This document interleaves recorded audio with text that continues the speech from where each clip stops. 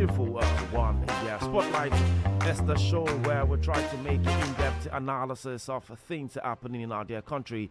We'll dissect different trending stories of the day and also something you can relate with, topics that ranges from politics, governance, education, business, and many more with well-informed and intelligent analysis. Today on Spotlight, we'll turn the spotlight to the reflection of economic hardship, kidnapping.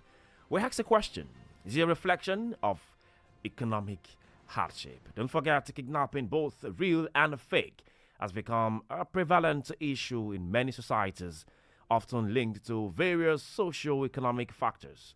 Recently there was a case in which a girl and a boyfriend faked kidnapping to extort a ransom of 2 million naira. We'll bring you more information on that. We also have a guest who will definitely be doing justice to that situation.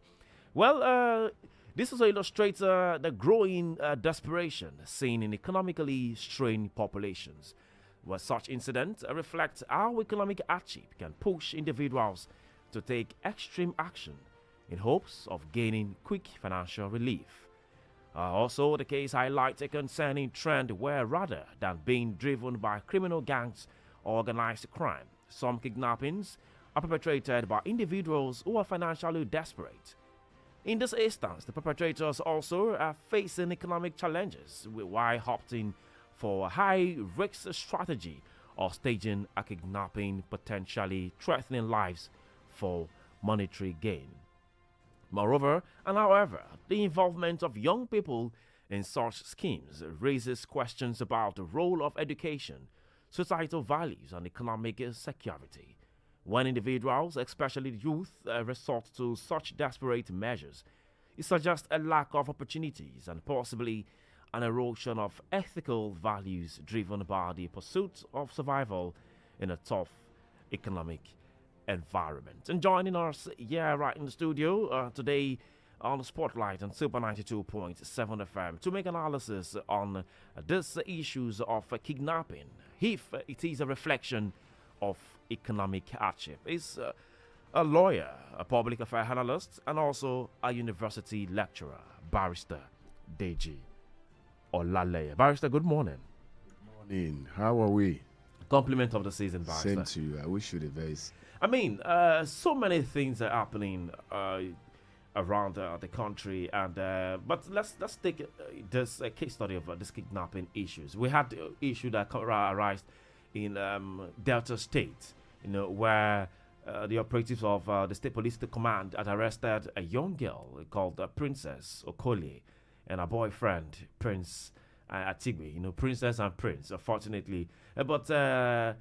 They faked a kidnap and collected a ransom fee of 2 million naira. This is a very sad one. But today we have to go into this, legally.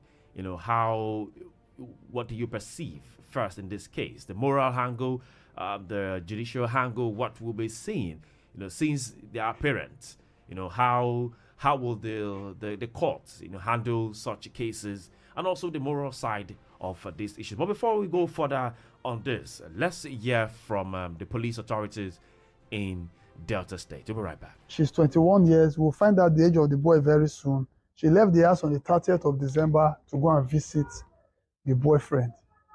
And when it's time for her to go back, the boyfriend was not having transport fare to give to her. And she sold the idea to the boyfriend. Why don't we call my parents and tell them that I have been kidnapped? They actually called the parents and demanded for 2 million naira. Even when the parents were begging for 100,000, they declined. 500,000, they declined until the parent decided to report to the police. The mom who is here to tell us the pain she went through over what the daughter did to her. On 30th of December, she left saying that she wants to go make her hair to the next village. She didn't return home. On 31st, they called that she did not return. I went to the village. I made entry in police station Asaba. They started calling my daddy, making demand of money. How much can he offer? The man said he has 40,000, that he's a farmer. He does not have money. They cut the call. The next one they called, demanding for money, again, 2 million. He pleaded with them that he has only 100,000. They said 2 million or nothing. What is your name? Okule Princess. What will be your boyfriend's name? Prince. Okay, you are princess, he's prince. Prince and princess. Okay, it's okay. So you went to his house on the 30th of December. Yes, sir. Okay, who is it to you? My boyfriend. Okay, so on the day that you were supposed to leave the house, what happened? He did not have money. So what did you now suggest to him? He told my parents that I was kidnapped. Okay, so he bought the idea. He agreed to it. Let's say you want to make her the use Yes, PG. sir. Okay, so after you don't tell her, what thing you can do? I start calling my parents. And demanded for how much? 2 million. 2 million naira. Okay. So according to him, now you tell him, say make him call your parents, say they kidnap you. So that you go raise money for him. I the money now. Who go get the money to say the money call? So I'm going to share it. When I go share am. Okay. How old are you? 21 years. 21 years. Okay. Have you finished secondary school? Yes, sir. Are you in university? You there university? I just gained admission. You get admission. Your secondary school, who train you for secondary school? My parents. Your parents. Who go train you for this university where you get admission? My parents. And at the same period, now you say, may they collect 2 million naira for so that you and your boyfriend will share am. How do you feel as a human being if you grow and give birth to children tomorrow and they do this to you? How you go feel? Bad. My friend, what's your name? Prince Ketu. Prince Kedu. Yes, What is who is she to you? She's my girlfriend. Okay, she came to your house on the 30th of December. Yes, sir. So what happened the next day? So I didn't have transport to give to her. Talk now. I don't get transport to give to her. So, Okay. Yes, sir. So I suggested she slept. Talk. I suggested she slept over. Then the next day, then I'll now. So what happened the next day? The next day, I didn't have any money with me, so she said that she broke up and I just said that we should call her parents and then she was kidnapped. She was kidnapped. So when you call the parents, how much you tell them, say, maybe they give you for a ransom? 2 million naira. 2 million naira. How much they can't let her send? 2 million naira. They send the 2 million. They send it to me. They send the 2 million. Yes, sir. Okay. So how will be the plan to share the money? We plan to give her 500,000 and then. Okay, you will give the girl 500, you go take 1.5 million. Yes, sir. Now your plan be that. Yeah, Confirm again, say now she tell you, Now say she may tell you me. call the family, say they kidnap her. Now she tell me. So why do you think she did that? No, I don't know, Sha, but she said she want to go back. She want to go to school. Like No, why yeah, she don't get her. why she won't generate money from her period now so that you go collect 1.5, you go collect 500. Now love when she love you, get- abi? Yeah, if not love, she love me. Oh, now love now make her do am. No, So tomorrow if your children do this to you, how you go say now love they I'll love feel their very boyfriend? no, so I'll feel very bad, sir. Okay, oh, but you know what you have done, whether it's self-kidnapping or conspiracy, kidnapping is kidnapping. Oh.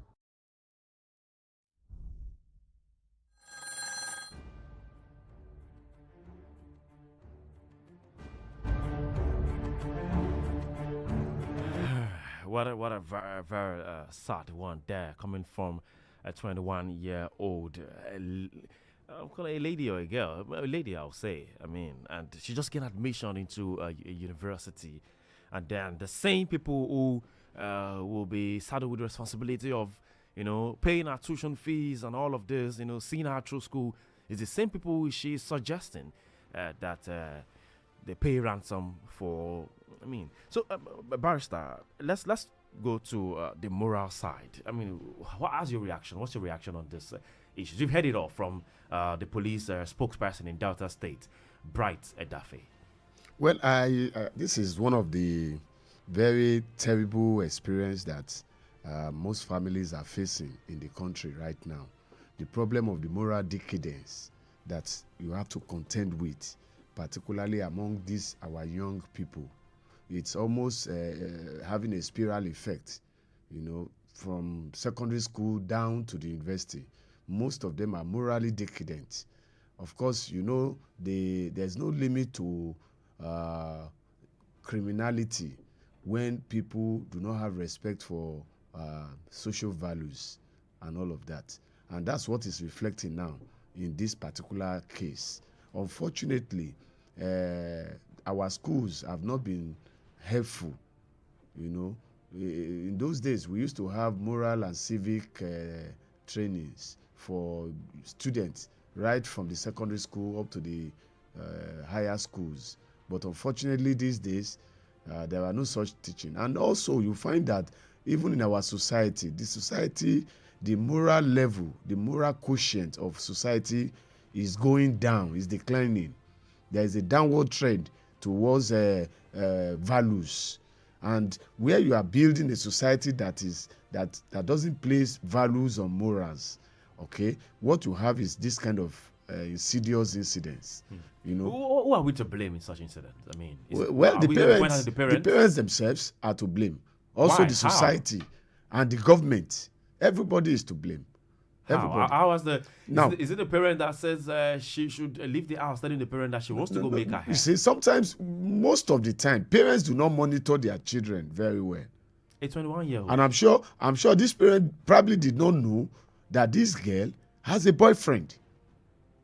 So and for a girl to go out and not come back and stayed overnight, it's possible that she has been doing that and the parents have not said anything about it. Because if it's a child that knows that the parents will discipline her, she wouldn't stay. Even when that boy says stay overnight, she will not stay. She would dare not stay if it's a strict parent. But of course, she must have understood that maybe nothing will happen and all of that. That's why she stayed behind. Wow, interesting. Okay, let's go further. What does the law say about such cases?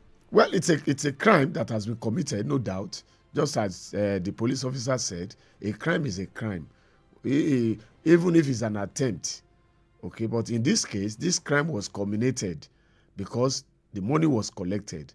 And of course, all the elements of crime, both the mental intention and the physical act, had been committed. So obviously, without any moral sentiment, the fact that she is the daughter of the victim has nothing to do with the offense that has been committed. And of course, the story, is there it not also going to be shows a form of leniency? I no. mean, There's no leniency in this. This is a willful act. It's an intentional act, you know, and it's deliberate. So there's no how it can be defended. It's indefensible, and particularly because the premeditation was done on the basis of a conspiracy. Okay, two of them agreed to commit an unlawful act, you know, and that, to that extent, the crime is already consolidated.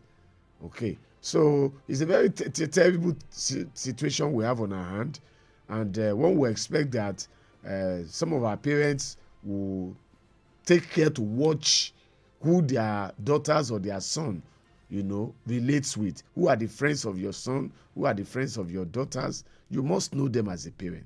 You must be able to account for where your child is.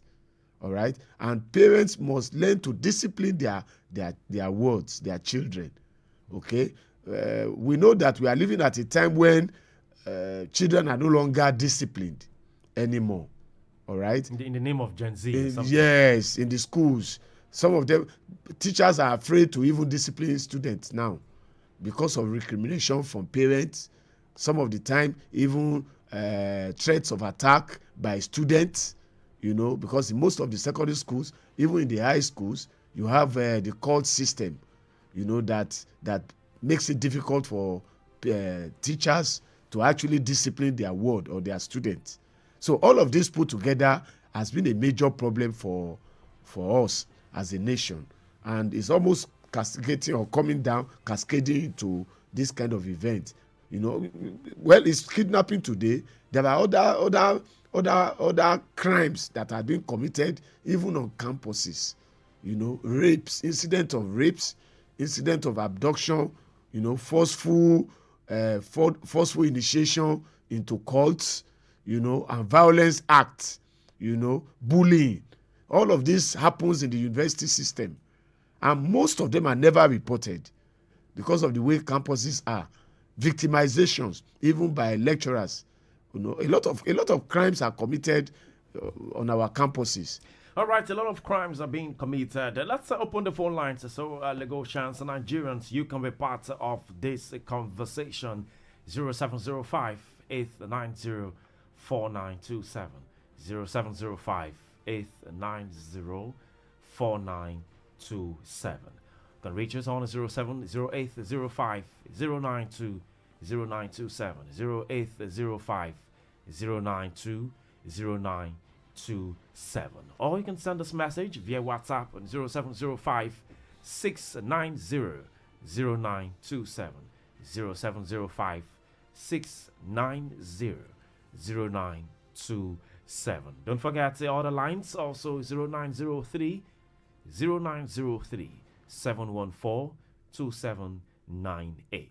0903 714 2798. Yes, we're looking at kidnapping, a reflection of economic hardship. And we have a university lecturer, a public affairs analyst, and a lawyer who's right here in the studio, Barrister Deji Olale. Also, you've heard from the public relations officer of police right there in Delta State, Bright Edafe, who has spoken to both the victim and also spoken to everyone concerning this kidnapping or the kidnapped of a fake kidnap in Delta State. A lady, 21-year-old lady who faked a kidnap, through our boy friend. This is worrisome in this society. It's very, very worrisome. But Barrister, I mean, we have common motives like this. But before we do, let's pick this call. Hello, good morning. Good morning. All right, please can you turn down the volume on your radio set so we can hear you properly, please? Calling from Calling from where? One of the students from Lagos. All right, please go ahead. Make your comment. One of the reasons behind all this nonsense act is the parents. When they allow the children in the sense of training them, and then the children can now criticize them. One, they cannot learn them to education. They cannot train them. They cannot even wake them up and tell them what they're supposed to be inside. I think for others to learn a lesson, is serious discipline to be made on two of these children. That is my suggestion this morning. All right, thank you very much for that. Fingers have been pointed to the parents. Also, the numbers, the colors is 0903 714 2798. 0903 714 2798. Hello, good morning. Hello, good morning. Good morning. What's your name and where you calling from? This is Mr. Peter calling from Ikeja. All right, Peter calling from Ikeja. Please make your comment. Yes, I'll make it brief. Parents are to blame because they are the bedrock of the society. And as a result of it, if you don't monitor or take care of your children, you will get it. My wife is a teacher. She comes home every day complaining how parents, even when you stare at their children, the children will go and tell the parents and they will come to school and they rape. And the children that we have now, they are always wanting to use whatever means to get away. Now, the country as a whole, start telling me, because I have no job, I have no money, crime is the next thing that I will resort myself into. If everybody resort to crime because they have no money, what do you think will happen to the society at large? If you are criminally corrupt, you are corrupt because you don't want to find to survive. Instead, you went into criminal to affect those people that are trying to make money. And I think the government as such should frown at it. And they should be very, very, how will I call it, truthful to the nation, not just giving us lies on how to fight all this kidnapping and whatever that is happening. So we hold the government and we will also hold the parents that did not train their children very well. Thank you. All right, thank you very much. That's saying that the government and the parents are responsible for all of this crime. Barrister, is crime an excuse for hunger? Well, sociologists will tell you that when a person is pushed to the wall, as it were, the reaction can be antisocial reactions. All right? And the conversation we are having now, thank God that angle was also mentioned. The national question, the economic state of the nation. A lot of people are hard up in Nigeria. A lot of people are hard up. And when you don't know where your next meal is coming from, and that persists over a period of time, there is that compulsion to take to crime. That's why we have seen the crime rate seems to be growing. Because the last speaker said that it's not an excuse to take to crime. That's because of his own moral values. That's because of his own moral values. But if you look at the state of the nation today, the high unemployment rate, the high cost of living, the fact that people cannot afford to even train their children in schools with legitimate salaries. Okay, so you find that all of this put together, the inability of government to provide basic infrastructure, basic needs for the people, all the various service sectors that should assist the people to bear the effect of the hardship, the government had disengaged themselves completely from it. Government is no longer responsible for education. Government is not responsible for health. Government is not responsible for employment. So the question is, what exactly is government responsible for? Why is government still collecting tax if they are not willing to address the national economic issues? So we are living in a country that gives a hopeless hope to the Nigerian people. And of course, the emotion of each person differs. The tolerance level of each person differs.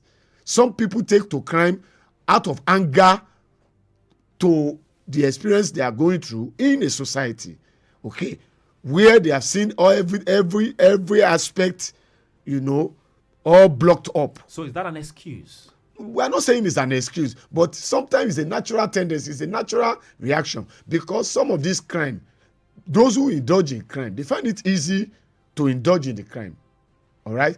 If there is no job, you beg for food, nobody is willing to help. You can see what has been going on in Nigeria. There is no education. There is nothing. What do you do as a human being? You want to work, but the job is not there. You want to earn income. There is no possibility of earning an income. And the next thing is crime? Of course, that's the natural reaction of some people. So until we begin to address social welfare problems in the country, it's only then that we can be talking about the problem of crime. Because if you don't address socio-economic problem, crime will continue to increase. Do you apply, particularly economic crimes like this? Do you apply such to this case in Delta? If you look at it, even government himself is not immune from crime. There are people in government who are committing economic crimes, sabotage, bribery, corruption, stealing, swindling, embezzlement. All these are crimes too. But the difference between them is that they have opportunity. But the ordinary people don't have opportunity. That I'm not saying that is a justification for crime. But what I'm saying, particularly in this instance, this girl has no reason to take to this crime, except for the exigency of maybe youthful exuberance. Okay, but that's what I see from the realities of the story. Your boyfriend cannot give you what is it called?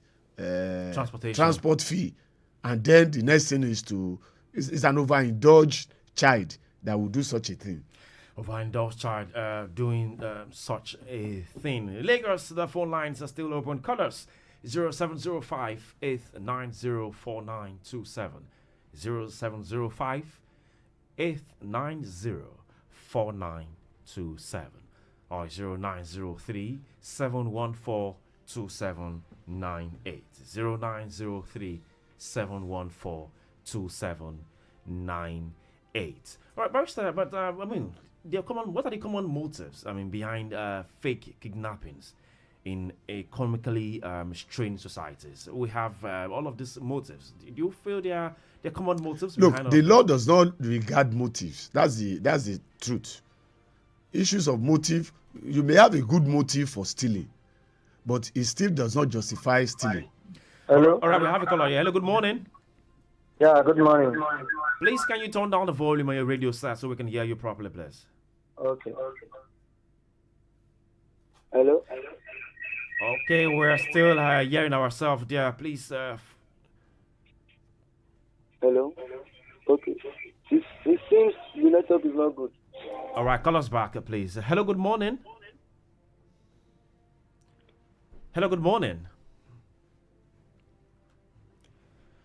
Okay, we can't get the connection properly. 0705 890 4927. 0705 890 4927. Or 0903 714-2798. 0903-714-2798. Hello, good morning. Good morning, sir. Good morning. What's your name? Where are you calling from, please? I'm Bashir Ibrahim. I'm calling from Maryland. All right, Ibrahim from Maryland. Please, can you speak up so we can hear you properly? Okay, sir. All right, go ahead. Are you with me? Yes, I'm with you. Please go ahead. Okay, sir. Good morning, Barrister. Good morning. How are you? Okay, sir. I'm fine, sir. You know, now, sir, Barrister, what is happening in this country now? I'm youth. You are youth. We have what we calling, Barrister know this word, no man jurus excuse. Yes, ignorance of law is not an excuse. Yes, sir. So, as a youth, no excuse to commit crime as you don't have job or government are not taking care of you. Are you with me, Barrister? Yes, I'm with you. Yes, I agree with you. But we are just expressing the sociological implication of lack of social welfare, lack of basic needs of the people, which is a compelling reason why you find people committing crimes. Do you understand what we are saying? We are not saying it's a justification for crime, all right? Because every crime is a crime and it's an offense against the state. Yes, sir. All right. Are you clear So- now? Okay, go ahead. Yes, sir. The crime that is happening now, the problem is that because the government are just leave youths are doing things without taking care of them. If government does job, so no. All right. So guess we can't hear you. Call us or send the messages send your message via WhatsApp 0705 690 0927. 0705 690 0927. Hello, good morning. Hello? Good morning. Good morning, gentlemen in the studio. Good morning. What's your name and where you Good calling morning. from? Yeah, my name is Bukumi. Bukumi from where? Sir? From where? Where are you calling from? I'm calling for WSA for you. All right, please make your comment. You see these circumstances, I don't want our legal expert in the studio to take this issue out of the purview of the particular context in discussion. He seems to want to expand it to the social circumstances of Nigeria. This issue has been on the media for almost 4 or 5 days. It's been on the airspace. So, but looking at it from the context of the young lady vis-a-vis the boyfriend, and how she connived with the guy, the boyfriend, to want to swindle the parents. We should not forget that fact. That in this particular case, I think it is wrong on the part of the young lady.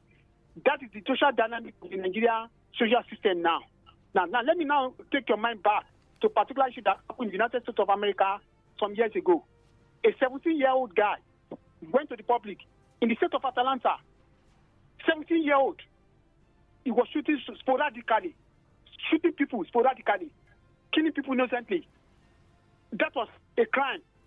And then it happened in about 3 other states. We're talking of underage 16, 17-year-old.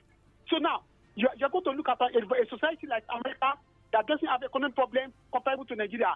And that kind of crime can be committed here. And so when you now look at it in Nigeria, you know that there's the dynamism of the social problem is quite different. Now, you're not looking at a guy that's a young lady at 21, which is recognized as an age, considered as adult, trying to swindle the parents. The parents who are considered to be poor. The daddy was a farmer. So she now connect with the boyfriend, and she's already in an institution to collect 2 million naira from the parents. So we're now trying to extend it to the society. So there are two different contexts entirely. So we are going to live for the person. It is wrong. So you understand? The lady is overexposed. She's too much exposed to so that she must have come up with, even if the guy just said it. There's nothing wrong in her at 21. She's considered adult to have a boyfriend because it is illegally recognized. So, but what is wrong is this: conniving with your boyfriend to wanting to swindle your parents Even if it is was the guy that can come with your dad, the guy should be able to resist it. So this issue are quite distinct issue. We are not going to bring politics into this. Start it on Nigeria issue. No, let's treat this issue from the context of this issue. So because by the time people start calling, they start talking about Nigerian state, and this and that. We've always heard that on the media. But we are looking at this issue critically. From this issue, we are going to look at it from the moral part. It has a moral context, and it has a social context which should be addressed.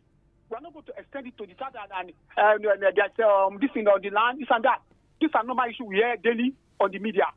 You understand? So this is wrong. All right. This is a moral issue. And it's very wrong for the young to have done that to the parents. All right. That's my condition, gentlemen. Thank you very much for your contribution. I mean, yes, just as we have said, it is morally reprehensible that this lady has done what she had done. And no good child will do that to the parents who had been taking care of him or her. Yeah. We have all condemned all that the lady did. But beyond what the lady did, we're looking at the economic situation. What are the factors that causes people, puts pressure on people to be able to, to go into crime? There are other factors, like he has also mentioned. The mental health of people sometimes can lead them to heinous crimes. Then the availability of drugs.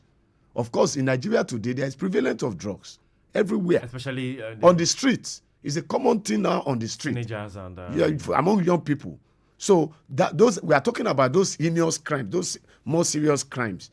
But you cannot remove crime from the sociological context, even though you are trying to isolate the issue we are discussing with the general crime, the factors that are responsible for the general crime. Yes, we quite understand that this particular case, this girl has no justification.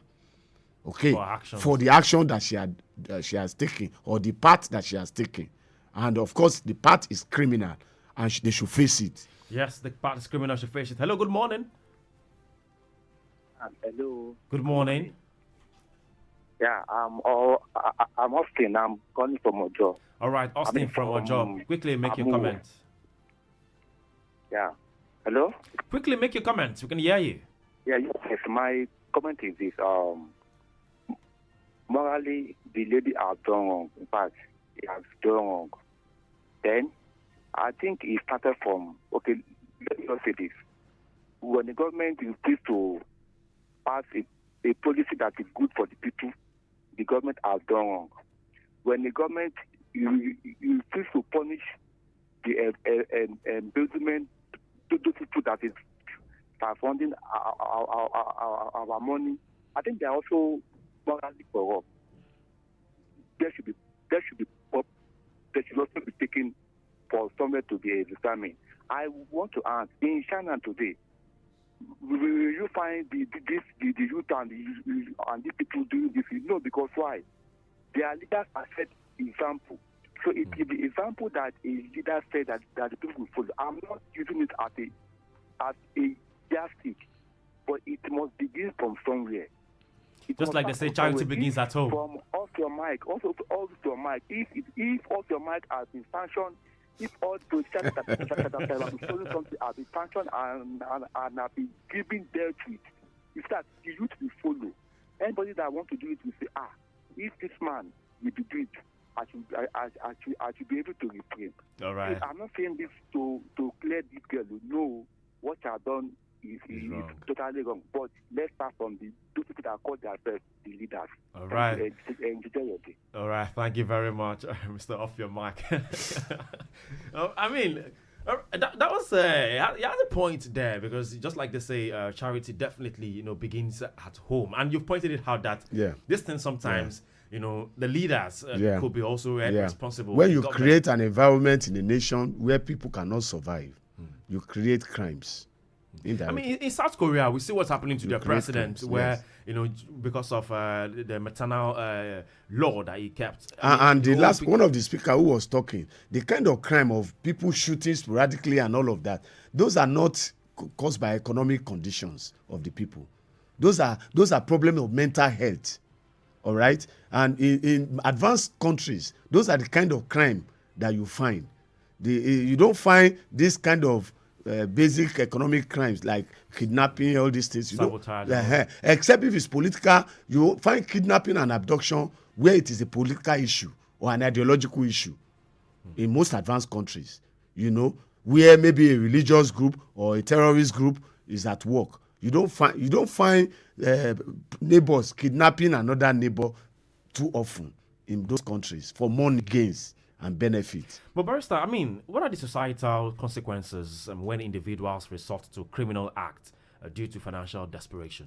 Well, the law is there. That's where the laws are set. And just like one of the commentators said, the law is no respecter of persons. And ignorance of the law is also not an excuse.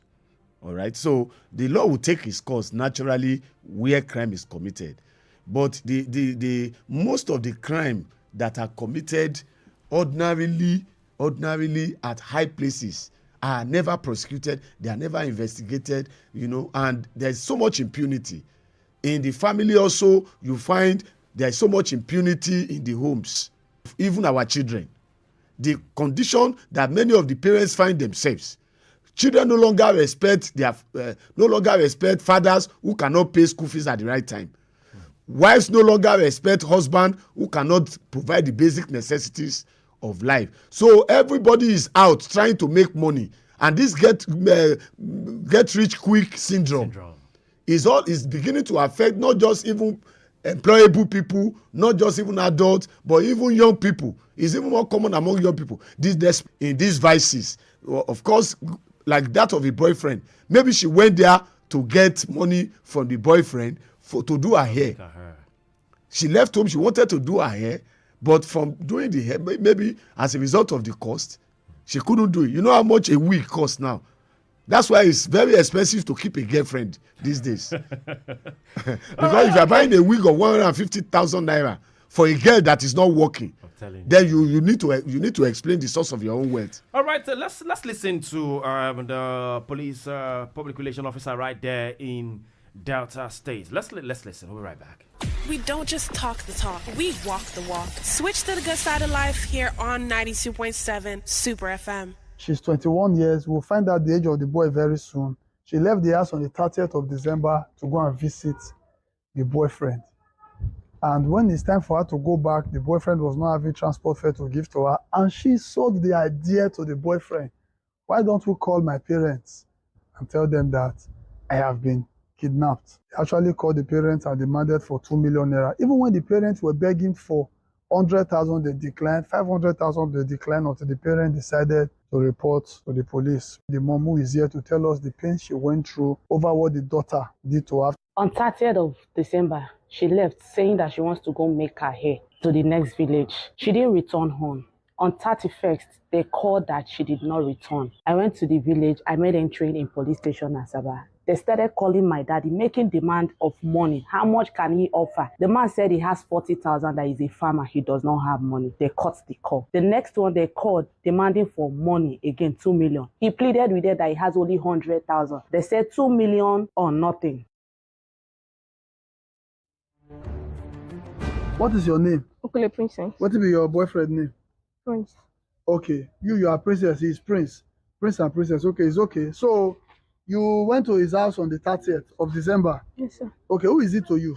My boyfriend. Okay, so on the day that you were supposed to leave the house, what happened? He did not have money. So what did you now suggest to him? Tell my parents that I was kidnapped. Okay, so he bought the idea. He agreed to it. Let's say you want to make her the use PG. Sir. Okay, so after you don't tell her, what thing you can do? I start calling my parents. And demanded for how much? 2 million naira. Okay. So according to him, now you tell him, say make him call your parents, say they kidnap you. So that you go raise money for him. I mean the money now. Who go get the money to say the money call? So I'm going to share it. When I go share them. Okay. How old are you? 21 years. 21 years. Okay. Have you finished secondary school? Yes, sir. Are you in university? You there university? I just gained admission. You get admission. This are your secondary school. Who train you for secondary school? My parents. Your parents. Who go train you for this university where you get admission? My parents. And at the same period, now you say may they collect 2 million naira for so that you and your boyfriend will share them. How do you feel as a human being if you grow and give birth to children tomorrow and they do this to you? How you go feel? Bad. My friend, what's your name? Prince Ketu. Prince Kedu. What is, who is she to you? She's my girlfriend. Okay, she came to your house on the 30th of December. Yes, sir. So what happened the next day? So I didn't have transport to give to her. Talk now. I don't get transport to give to her. So, Okay. Yes, sir. So I suggested she slept. Talk. I suggested she slept over. Then the next day, then I'll now. So what happened the next day? The next day, I didn't have any money with me, so she said that she broke up and I just said I should call her parents, and then she was kidnapped. She was kidnapped. So when you call the parents, how much you tell them? Say maybe they give you for a ransom. 2 million naira. 2 million naira. How much they can't let her send? 2 million naira. They send the 2 million. They send the 2 million. They send the 2 million. Yes, sir. Okay. So how will be the plan to share the money? We plan to give her 500,000 and then.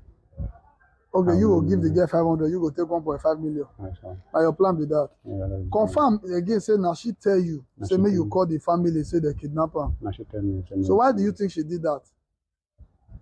No, I don't know, but she said she want to go back. She want to go to school. Like. No, why she won't generate money from her period now so that you go collect 1.5, you go collect 500. Now love when she love you, abi? Yeah, if now love, she love me. Oh, now love, now make her do it. So tomorrow, if your children do this to you, how you go say now love, they love their boyfriend? No, so I'll feel very bad, sir. Okay, but you know what you have done, whether it's self-kidnapping or conspiracy, kidnapping is kidnapping.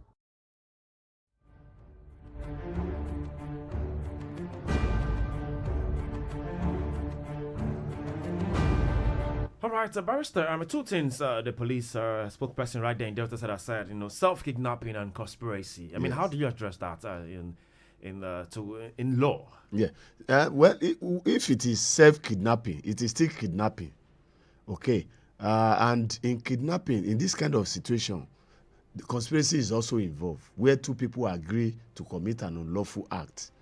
Okay. And that's what is playing out. The two of them actually willingly and deliberately planned this crime and they executed it, so to that extent they are liable for whatever is the consequence of their action, particularly in this case an overt action. If you have to foresee it, what could be the judgment? I mean, if it's a felony, they cannot go for anything less than 3 years. Can't go for anything less than 3. That's the minimum. So and this kind of it depends on the attitude of the judge anyway, and then the penitence. Well, what if the parents come? What if the parents come crying like, "Oh, he's my child. Oh, please, so forgive me." It is not going to affect the consequence. They will still be convicted. The only difference is that some leniency may be placed in, but in this particular case, one will not even expect a leniency for this particular girl, so that she can learn lesson. Unfortunately, while one may not want to drive the issue too hard, to me, this particular thing, they did not really intend crime if you look at it. But you see, sometimes you don't imagine the consequences of your action. It may just be a playfully planned thing. Call my parents, let's just collect money from them, kind of. You know the way children behave. Let's just call them, collect money.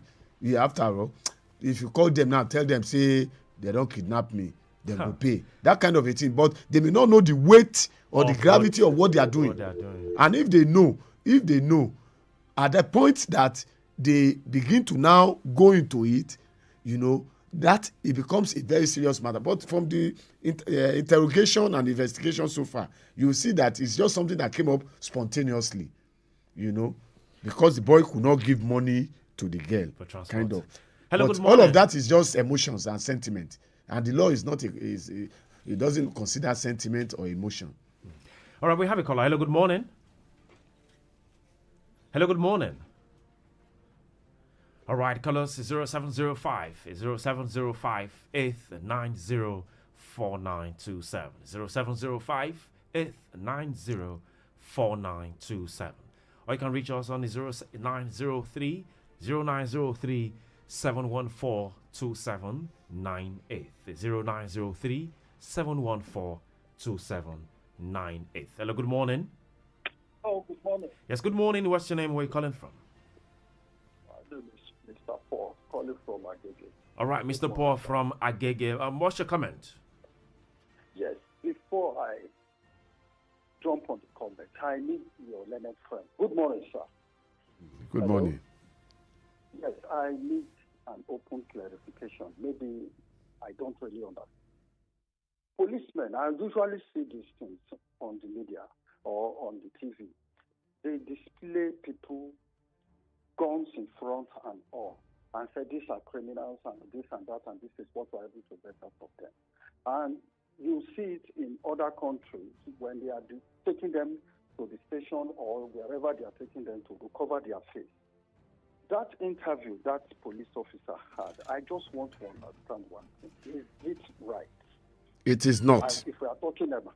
It is not. Because yes, sir. Because when we are talking about some things that is done, the fact that that thing is, how we like to say, legally wrong, and we assume it right, doesn't make it right.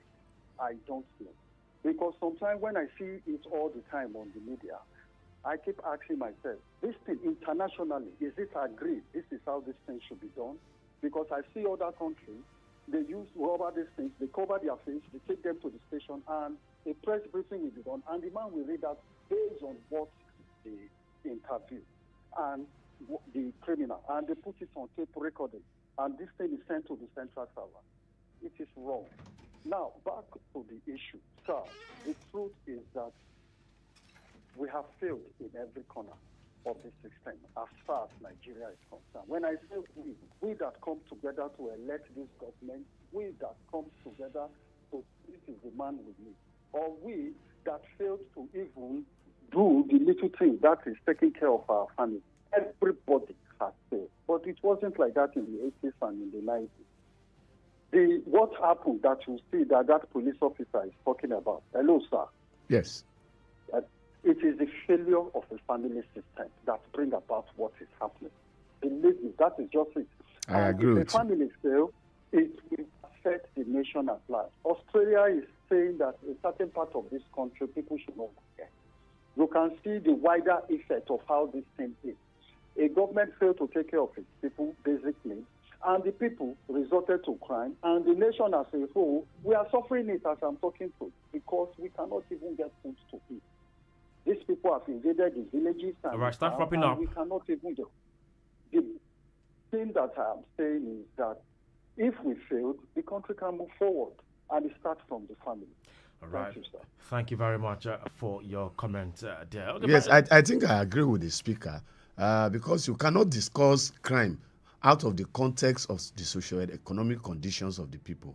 That's why sociologists, most of the studies, always try to look at the empirical figures, the impact of sociological factors or economic factors on the people when there is so much pressure.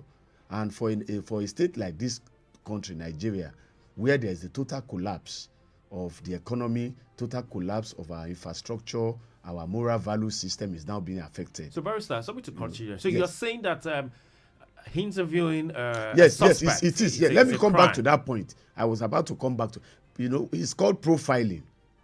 It's called criminal profiling. And that's a violation of the rights of that person, of the accused person. Even after committing a crime? Yes, even after you commit crime, because you are presumed innocent until you are proven guilty. So this parade that police usually do, I don't know where. But don't forget that their faces are not always shown. No, they do. They show faces sometimes. They show. But even this on particular television, one, the faces were not shown. Even this conversation that is being displayed all over now, okay, is also a violation of the rights of these accused persons.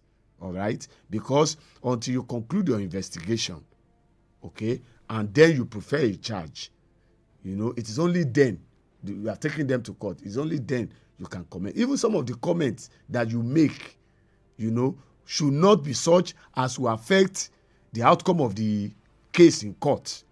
So, but in the Nigerian, I think the Nigerian police, I don't know where they got that idea. It's been there for many years. I think it came in during the military era, during the time of the Babish show, when the military were executing heinous criminals, at the Babish in those years, armed robbers and all of that, and it became a practice that came into the police system where before, once you arrest somebody, you have gotten some information. Does that mean you bring them before the press? Does that mean police don't know the law? Well, I'm not saying they don't know the law, but I don't know the justification for what they are doing, that practice of profiling. There's nothing wrong if you want to profile. The proper way to profile is take fingerprints, take the picture of the accused persons with the offense tagged to him. And these are in-house things. They are not official procedure that should involve the public or the media. But all this media hype thing is because the police probably wants to be seen as doing their job very well. Okay? It's a complimenter. Just to compliment, they are doing their job very well, and they have cracked another case, that kind of a thing. So that's where that may be the symptomatic justification for it. But it is wrong to profile people even before they are charged to court, as we see it being done in most of our police stations. Some of the time, they even put guns near them, or they ask them to carry the particular material, and all of that, which jeopardize even the defense of the defendant in most cases. All right, we have a caller on the line. Hello, good morning. Hello, good morning. Yeah, good morning. Good morning. What's your name? Where are you calling from, please? My name is Hussein. I'm calling from Surulere. All right, Hussein from Surulere. Please make your comment as brief as possible, please. Okay, thank you so much. Well, I also like to share my views on the case, the Romeo and Juliet, the prince and the princess that we are discussing. I think for me, just like the last caller said, it's a failure of the system. Because nowadays, I don't know in particular what we parents, what do we preach to our words, to our children? What kind of preaching do they listen to back in the church or back in the mosque or even within the societal forum? So it's a failure. It's a complete failure of the system, both the government, the individuals, and even the family. And for me, it's better to be late than never. It's never too late for us to change the narrative and also to change the mindset. This syndrome of want to get rich at all costs is what we are facing, and it's the reason why our society is getting degenerating every other day. Two major issues: you see young boys drinking all sort of dirty drinks all over places, and also see our young girls also want to aspire more than what they did, and that's the reason why these two young guys find themselves in this crisis. I wish we parents from this we have a lesson to learn from this. Go back to the drawing board. Ensure we teach our children our words in the way of the Lord. So it's unfortunate that we have this crisis at hand, and I hope that all of us come together and ensure that we get ourselves out of this unfortunate crisis. Sorry, is that my good friend, Mr. Taiwo Lakpade? Your voice is unmistakable. Your voice is unmistakable. Wonderful day to you. Yeah. Yes, sir. Yes, sir.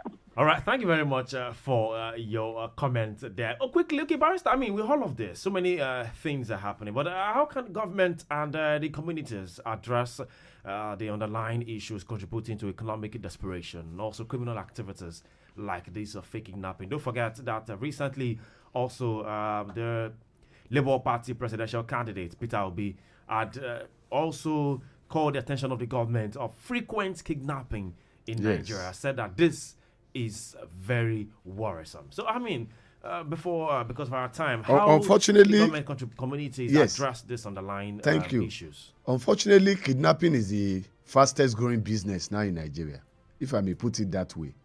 And is less arduous to do and a lot of high yield.